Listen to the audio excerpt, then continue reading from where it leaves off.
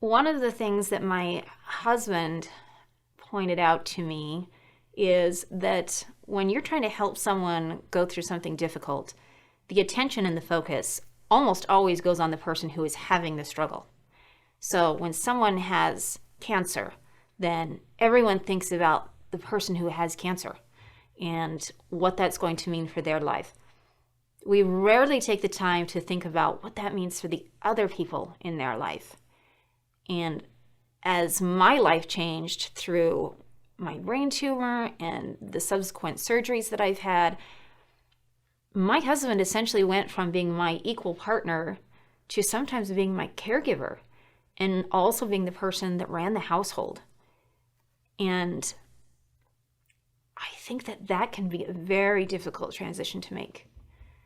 Because even though you know that you're in it for better or worse, for sickness or for health, in your mind, you always hope that it's going to be better, and you always hope for health, and you always hope that things are going to be able to keep going the way that they are in the beginning.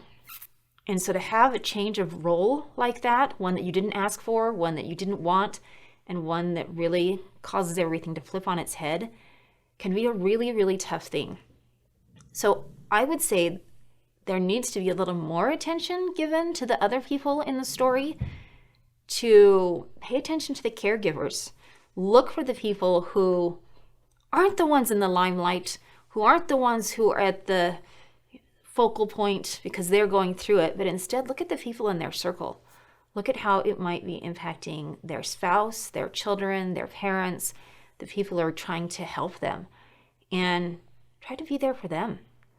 And if you're the one going through that with someone else, try to also reach out to others so that you have someone that you can talk to, so that you have some support, so you have a little bit of a network so that you can still have some normalcy in your life and that you can have a way to express the struggles that you're having.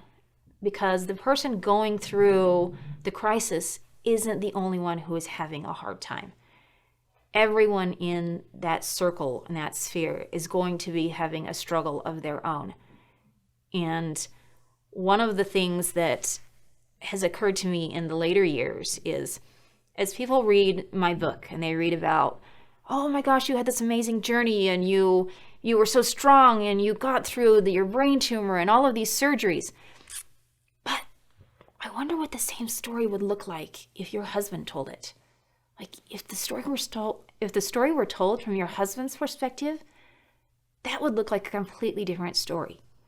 Or if your mom wrote the book, or if your dad wrote the book, what would it look like coming from that perspective? And I admit it would be a totally different experience.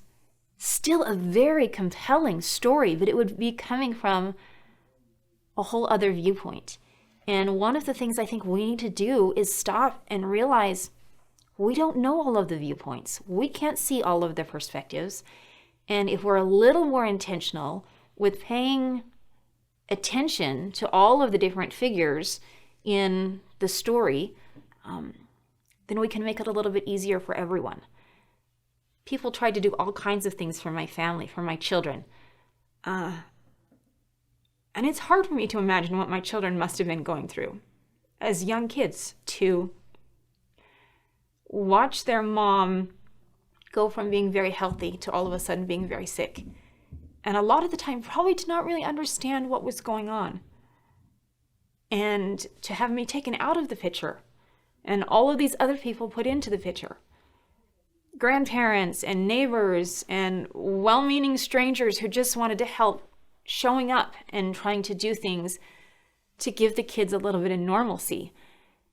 And yet, the most normal part of the picture, mom and dad, were anything but normal and oftentimes absent from the picture.